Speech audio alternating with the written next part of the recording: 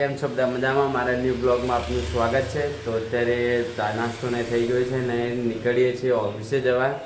તો ચલો નીકળીએ ઓફિસે. ઓફિસ આવી ગયા છે. માસીને અહીંયા કચરો કરે તો માસી આવી જાઓ.